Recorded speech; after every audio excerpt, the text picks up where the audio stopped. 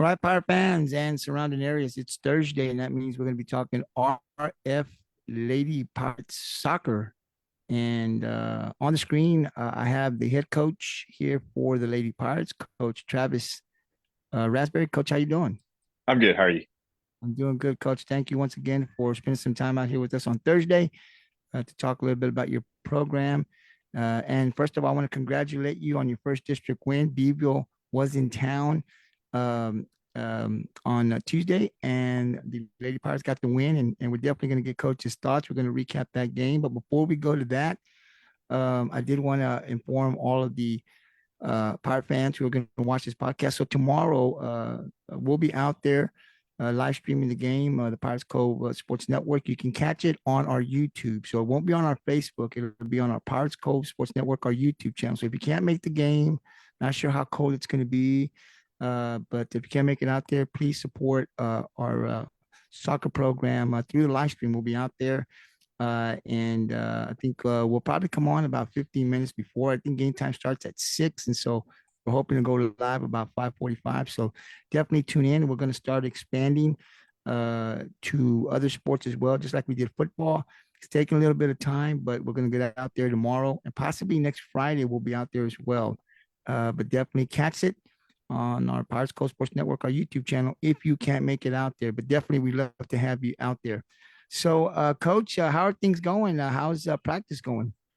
Oh, it's going great. I mean, today was a pretty good day outside for for the first time in a few days. But no, the girls are pumped. They're excited. I mean, anytime you start 1-0 in district, it's always a good little adrenaline rush. And so, the girls have been great. They've been working harder. They've used Beeville as kind of the springboard for for what's going to come next.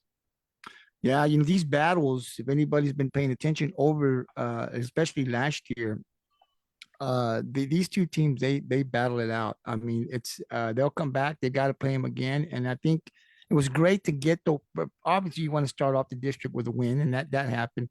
Playing a team that both of these teams are very familiar with each other, right? They know each other very well. They've had battles, and the next go around will be out there, and so it'll be another tough district game. But the one thing I see about this district is it's tough, and you want to start off and get those wins because it's a long, long. I think there's like what 8, 9 teams, coach, in the district.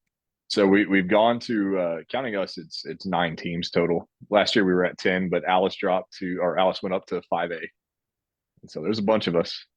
Wow, that's a lot. That's a lot of soccer that's being played. So again, we'll recap that game here with Coach in a bit. But Coach, you had the Toast of the Coast tournament. We'll jump right into this. This past, I think it was Thursday, Friday, Saturday. And the girls made it to the finals. Unfortunately, we took a 1-0 loss and definitely want to get Coach's thoughts on the whole tournament and that game in the finals against IDEA Elsa. Rockport takes a loss 1-0, but named to the all tournament team for the Lady Pirates, Anaí Calderon, Ariana Valadez, Kandis Tidwell, Caitlin Garcia. So I want to congratulate those ladies on being named all tournament team. They put a lot of work in there. They're the leaders of this team, so it's nice. And congratulations on being named all tournament team, coach. Want to get your thoughts on the game. So there was, I think, a team that couldn't play due to injuries, but talk to us about the whole tournament. How did it go?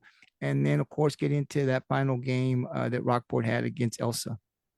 Yeah, so it's our tournament. There's some countries that create a tournament and then they put themselves in a position where they go in and they know they're going to guarantee themselves into the finals. And I've never been one of those coaches because yeah, you'll play teams that you can beat, but you don't get any kind of development. You don't get to really test yourself until you get to that finals or semifinals game. So you're not working on anything. You're just kind of spinning tires and not really going anywhere. So I invite the same people that we invited last year, with the exception of we dropped Fast Drop with them being a 5A school. The likelihood of us ever seeing them is very minimum. And so I dropped them and I picked up Idea Elsa. And I mean, it was competitive. There wasn't really any blowouts in the tournament. I mean, everybody is at that same level, and it's that same kind of caliber that we're going to see, when we get into district. Thursday we played Idea South Flores, and no, they're a charter school along with Idea Elsa, and so they play in their own little league separate from UIL. And so we played against them, and last year, I wanted to play them this year because last year they gave us a good game. I think we won 2-1 against them last year, so I wanted a team that we were going to challenge ourselves for. So we played them. We played Santa Gertrudis Academy, who I mean they got substantially better. I think last year they had a young team, and they picked up a few kids to playing on their team, and I mean we won 2-0, but it was a dogfight. And so and then we get to Petite, and Petite is the same thing. Last year they were a real young team. This year they've got the experience, and so I set us up to play these tough games, and so we had to earn our spot into the semis and the finals. We picked up the 2-0 win against Petite, which set us up against TMI, who we played in the semis last year, and uh, TMI showed up to the tournament with about 12 kids, and soccer tournaments are brutal. I mean, they're tough, tough, tough tournaments to be in, and they got plagued by injuries, and so their coach came up to me that night, the night before the semifinals, is like, Coach, I can play you, but I'm not going to give you any kind of challenge because I'm only going to have 9 kids. And you know, I don't want to just play a game to play a game. I mean, there's got to be some kind of benefit to it, and I told him, I said, look, I'll play you if you want to play me, but if you're playing with 9 and you start district just like we do, so if y'all need to go home and gather yourself, go home and gather yourself. Otherwise, we'll be ready to play y'all. And their coach let me know once they got back to the hotel that it wasn't going to be feasible. So we ended up getting that bye in the semis, and we played a really, really, really tough Idea Elsa. I talked to their coach. I didn't know anything about them because they didn't come to our tournament last year. And talking to their coach, they were regional quarterfinalists in their own merit, in their own division. And I was like, oh, that's cool. When you think of charter schools, you don't think of like competitiveness because we don't play them. And I was like, oh, that's cool. And I was like, how'd y'all do? How'd y'all play? And they ended up losing to the team that won the state championship for that charter school by 1 goal. And then that school blew through everybody else. So you're playing essentially a state semifinal team in their own merit. And so we had a little bit of struggle in the first half. We had 3 girls that were doing powerlifting, and if I remember correctly, Caitlin got first in her division, and then Amaris got first in her division. So we had 2 center backs and a goalkeeper that were getting their swole on in the gym, and we ended up having to put some girls in positions that they hadn't played in or hadn't started in, and we had a freshman goalkeeper who got extremely wide-eyed whenever I told her, like, hey, it's going to be you. And so they ended up getting a penalty kick call in the first half, and we held them 1-0, but they got the win, unfortunately. But we played a dang good game, and so I was really proud of the girls, and I mean, you can't ask for a better you know struggle against adversity. I mean, you go and not have 3 starters, and you still play a very, very high caliber team, and only lose 1-0. That's saying something about your kids. They're resilient, they're tough, and I mean, I hate to see any team come against us this year because we're not going to back down. We're not going to turn away from adversity. It's gonna make us stronger. It is, coach, and I think as we do these podcasts every week, and you send me the stats and stuff.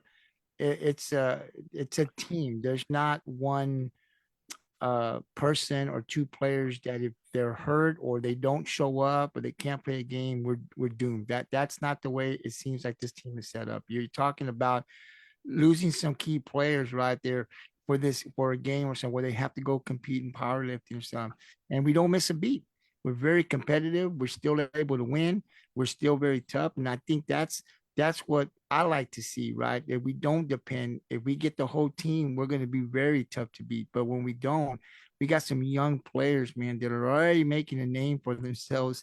With the stats, I'm like, I don't even know this player. Coach telling me they scored like some goals. Who are like? We've never even discussed it off air. Like, I have no idea who she is. We've never talked about her. So it's exciting to like. I don't know yet. When you send me the stats, here we are, man. These girls coming in, scoring goals. There's assists, and I'm thinking to myself, man, who are these girls that we've never talked before, even last year, right? So it's great to know that we're a team, and at any given point, I think that makes us tougher because we got kids that can step up. It's not just our star players that if you got to stop them, there's others that are getting better every game, and that's what makes this team tough and exciting.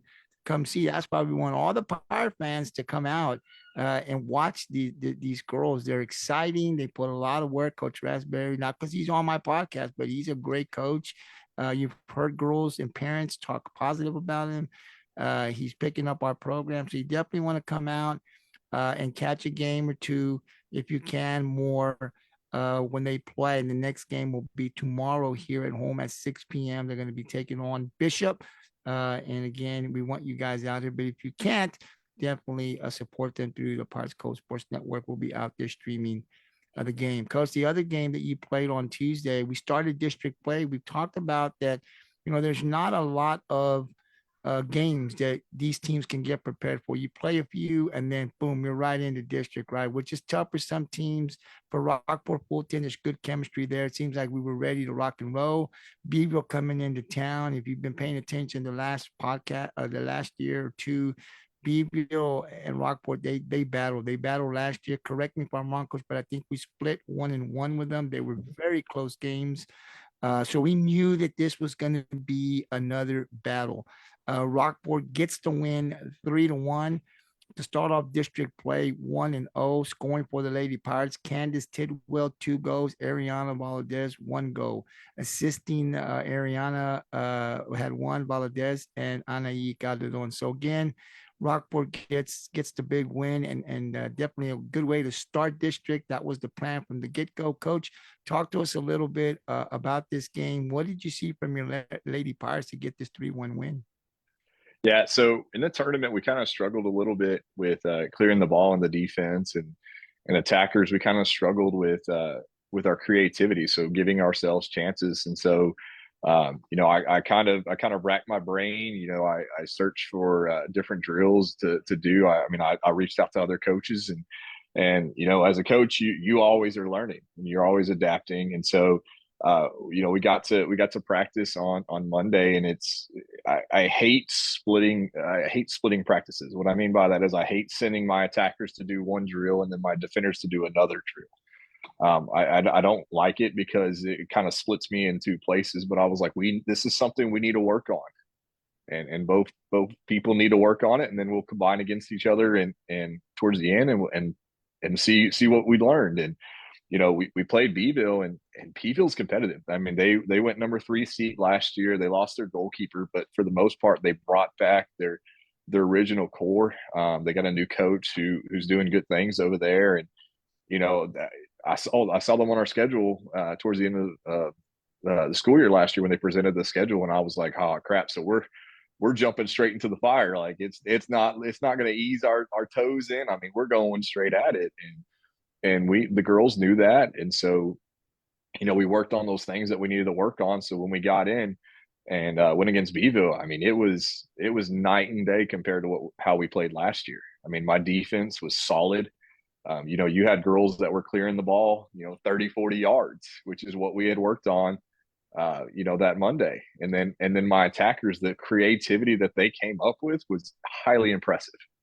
Last year, Cal Allen was able to kind of shut us down in playoffs because they kind of knew our game, and we got a whole new game this year. And Beeville kind of realized that very very early on that you know you shut down one portion, then we still got the other side. We had Kandis Tidwell move in at the end of school last year. She moved in right during playoffs, and I was really excited because here you got a kid from Alabama who talks about, how she played club over there and played competitively over there. And, every kid is good until you put them on the field. And, I kind of saw her a little bit last year with some few drills, and I'm like, all right, this kid can play. And and then she came up big for us, yet on Tuesday. She scored two headers, and if you don't watch girls high school soccer, like, headers don't happen.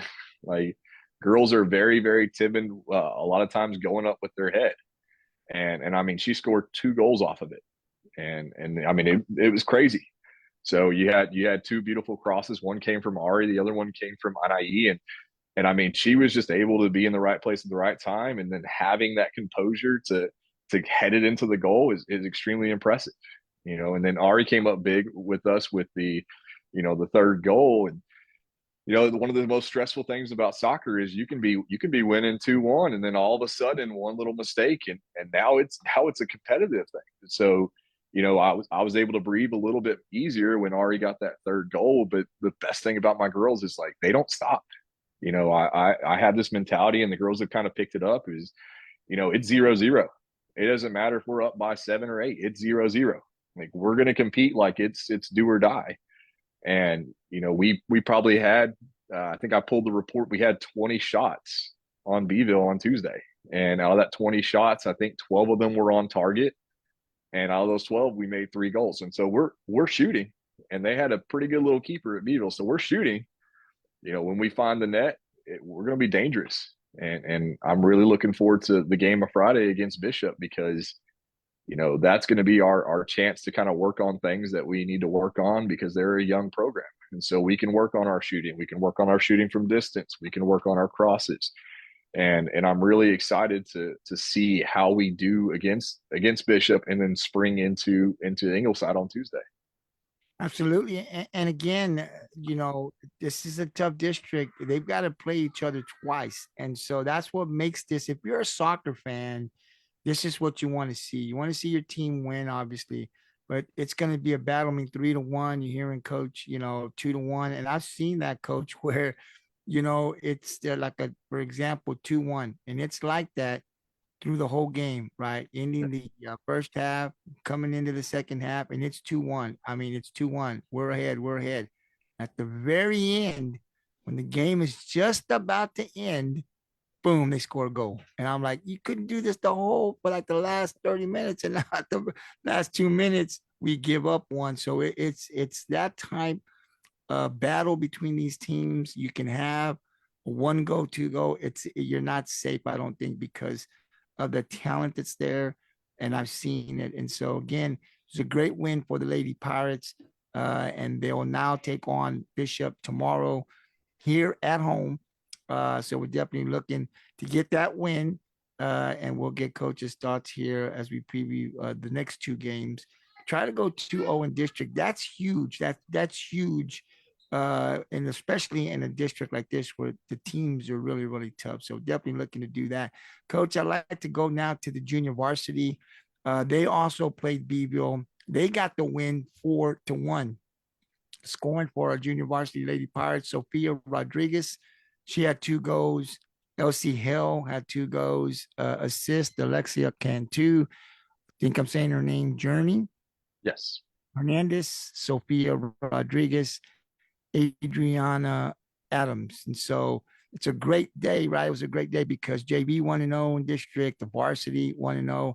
Talk to us a little bit about the junior varsity. Not sure if you were able to catch the whole game, but what did you see from the Lady Pirates down on that JV level against Beeville?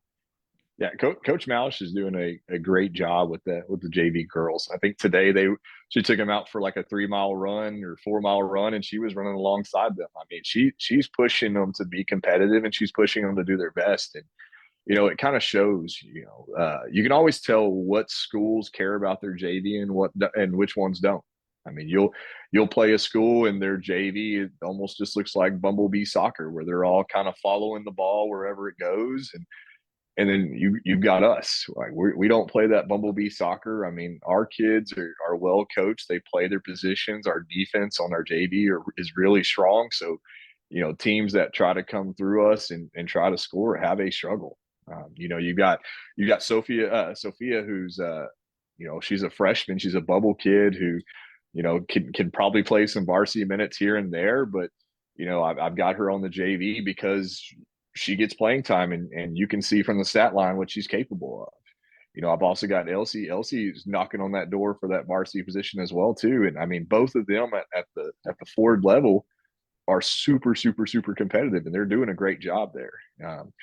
They're 1-0 in district, and last year I don't think we could say that. I think Ingleside gave them a little bit of a run, and so their dreams of being the district champs on the JV is definitely achievable, and it's kind of the expectation that Coach Malish is setting for them.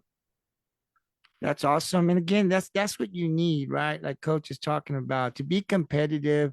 Because these girls that we're seeing here on varsity, they'll graduate. So we're going to lose some, obviously, who have been part of this team for quite some time. This will be their last year. And so you need to get these young girls ready to go and step up so that we can continue to be competitive every year. And I got to tell you, coach, I like what you, I mean, I see, what you send me, what you text me after the games and looking at what we have, I'm getting excited, because it seems like we can be very competitive. We got girls that are going to be ready to go. You're talking about Sophia, who possibly could play varsity now, right? But you keep her down there so she can continue to develop and get that playing time that she needs.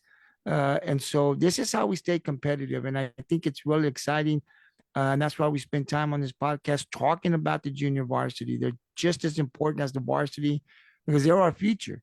And they'll be on varsity, if not later on this year, next year for sure. So definitely remember the name Sophia Rodriguez, LC Hell. Coach is talking a little bit about his JV players. Both of them got 2 goals. The JV Lady Pirates get the win over Beeville 4-1 to go 1-0 in district. So we're sitting pretty right now, Coach. I'm telling you, I'm loving this podcast because we're sitting pretty. We started out the way we wanted to start out. Now we'll shift here to Coach talking about one of his players. And so since we don't have anybody that came on the podcast, sometimes we do, sometimes we don't. So then when we don't, I kind of have Coach talk about one of his players. And today I like for him to talk about his varsity player, Kandis Tidwell. So I didn't know her, like I said earlier. I mean, you were sending me these, she's scoring goals. And I said, man, I don't remember her name.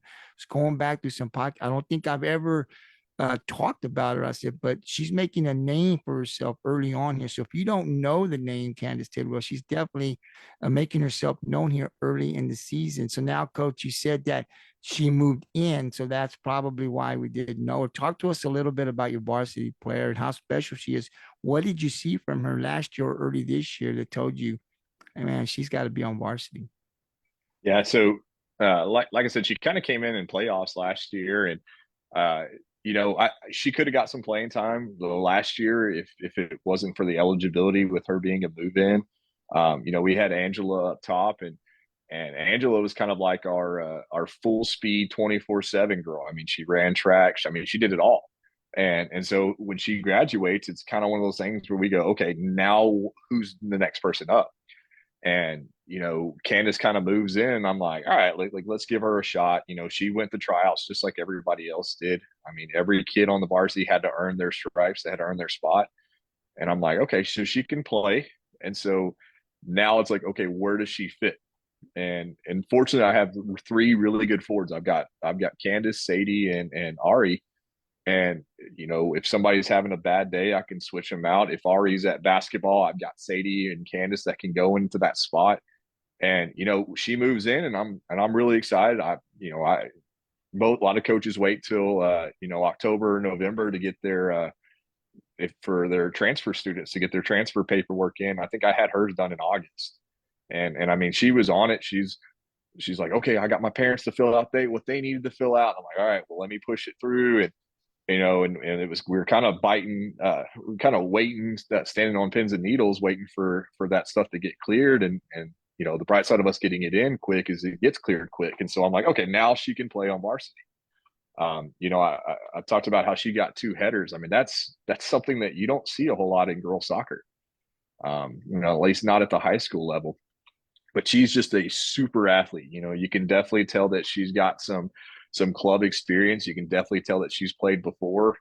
And like I said, you never know when you get it, you never know what you're going to get when you get a move in, and she's phenomenal. She was able to step into those holes, and she's able to, when Ari's not here, to take over that spot. And I mean, she's physical. She's a very solid kid. And so she's going to wreak some havoc in some of those defenses that we're going to go up against. I think she's going to be able to play with the best of them, and her and Ari work really good together. And so, it's nice to see that even though you have kids graduate, you have that next kid up, and you have the depth that comes with that. Just like the kids on the JV. I know that these seniors, I think we're going to have like 10 seniors that are graduating this year from the varsity. I know that I have kids that are going to come up and replace them. And I was very fortunate to have Kandis move down here, and I think if she moves back to Alabama, I might drag her back here. But no, she's great, and she's a great kid, and so I'm really excited to have her as part of the program. Yeah, we've had some great movements. I mean, Taylor moved in last year, right? Unfortunately, we lost her, but if she had stuck around, this team would have been really, really tough. I mean, and that's the thing. I think I like where we're at, coach. I pay a lot of attention to soccer. I started doing the podcast 2 years ago, and I liked it when I was young. I played. I was average. I wasn't great or anything, but I could play. Um, but just the talent that I saw early on, a couple games I did from the boys the last couple of years, there was so much talent.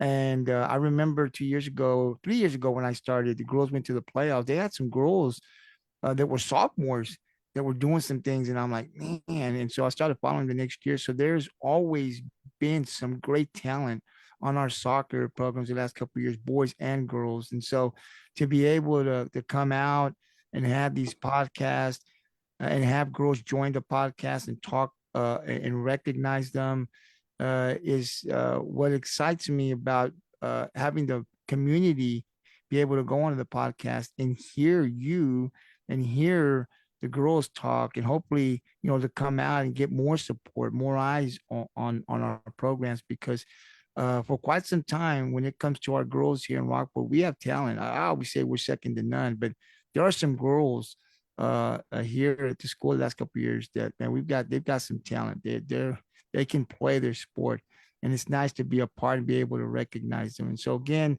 um, she's, if you don't know her name, pay attention. Kandis Tidwell. She's going to be doing some things. She's already doing some things here. So coach taking some time here to talk about his varsity player. She's a junior. She will hopefully be back next year as a senior, continuing to get better and doing big things for the RF Lady Pirates Soccer program. Coach, I now want to turn and talk over to the two games that are coming up tomorrow. Like I said, Friday, January 17th, Bishop here at home. Game time starts at 6. Coach, I believe there's just one game tomorrow. Yeah, so Bishop is able to fill the varsity only for their boys and girls program, and so we have the 6 o'clock game, the boys have the 8 o'clock game, and then later on in district we get the privilege of playing the later game and probably getting back home at like 11 o'clock. But no, yeah, they only have two teams for them.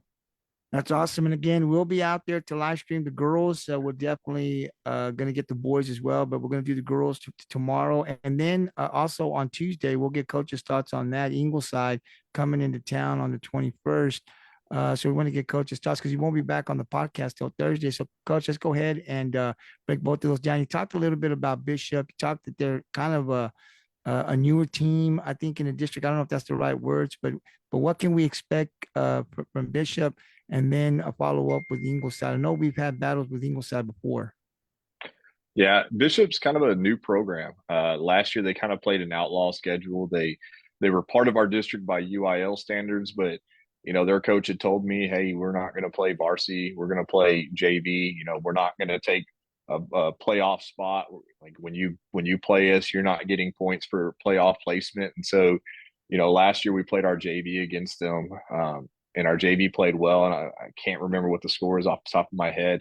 But then I think we had Cal Allen or TM the very next game, and it was rusty. I mean, we were extremely rusty. I mean, the break didn't help us. I mean, it just made us a little worse. So, the second time we played them, I brought my varsity, and I told the coach, like, hey, I'm bringing my varsity. Don't be offended the fact that I'm bringing my varsity instead of playing my JV against you, but we need to play, and he was very understanding. And I think we ended up probably getting about 6 or 7 goals in the first half.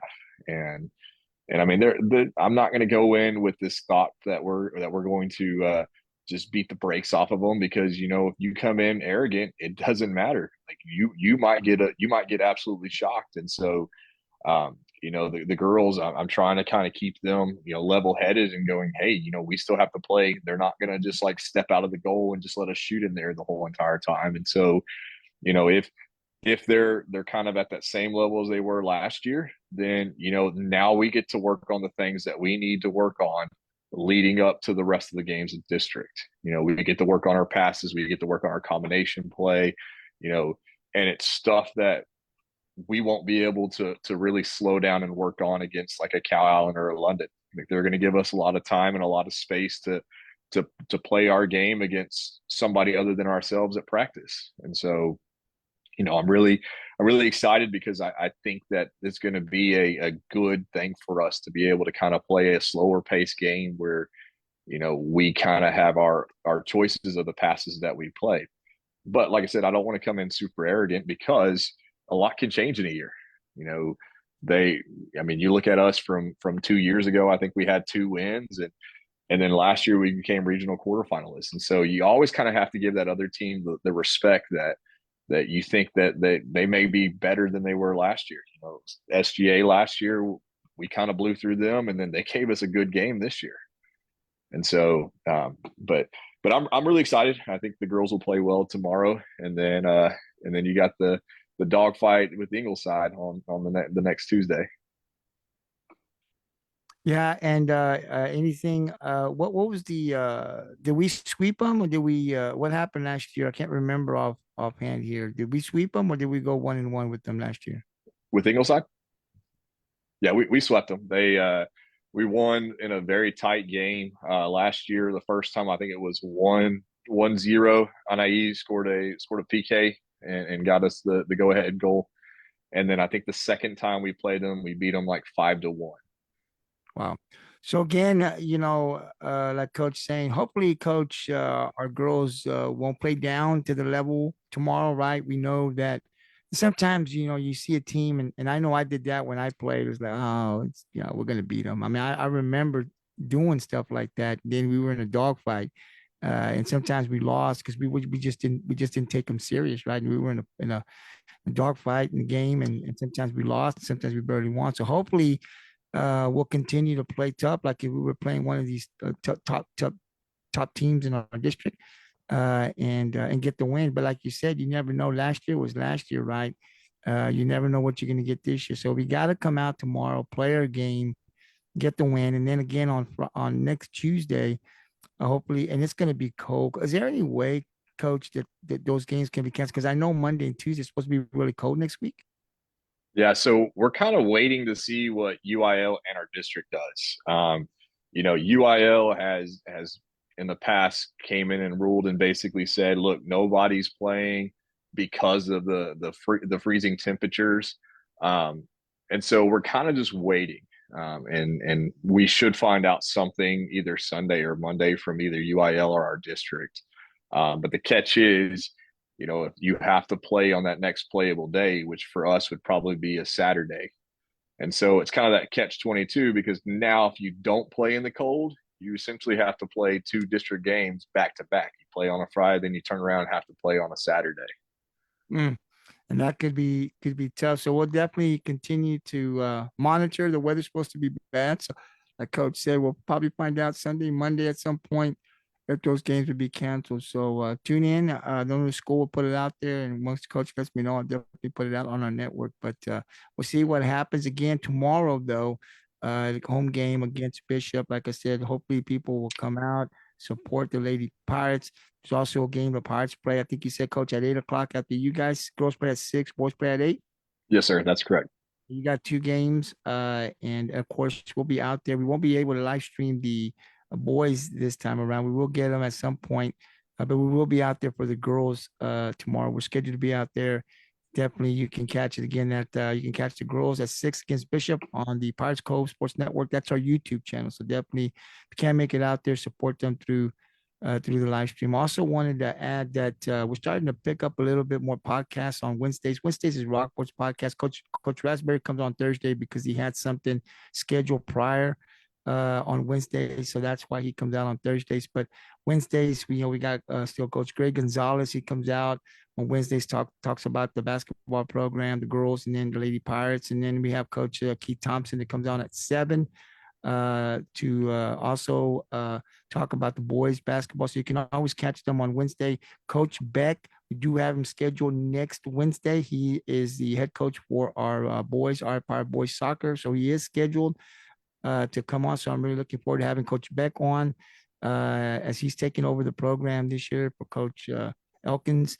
So I'm definitely looking forward to have him on to talk about our basketball, our soccer boys. So he's definitely scheduled to be on. So we can definitely look forward to that. And then Coach Melissa Reyes, softball season is just around the corner here. They'll start scrimmage here late. So Coach Reyes will be on as well on Wednesday. This is on next week. So we're definitely going to add the soccer, Coach Beck, scheduled to be on next week, and Coach Reyes. So we're going to be talking softball as well. And then I'm reaching out to the baseball program. I know we got some other coaches, powerlifting. I've seen some of the stuff. So we're definitely reaching out to all of the coaches to hopefully we can bring them on and just kind of have this Coach Rasbeary, this Wednesday podcast, one after another.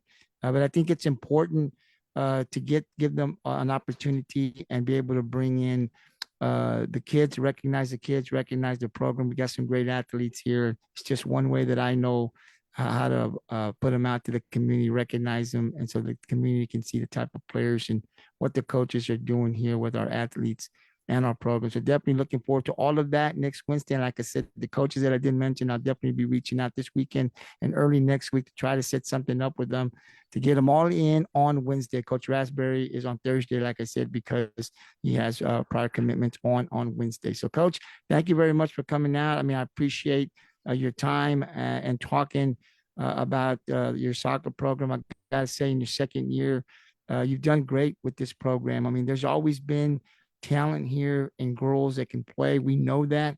But just because you have talent doesn't mean you're going to win. You got to have a coach that can come in, get the best out of his players, and know soccer. And Coach, I think you know soccer, obviously.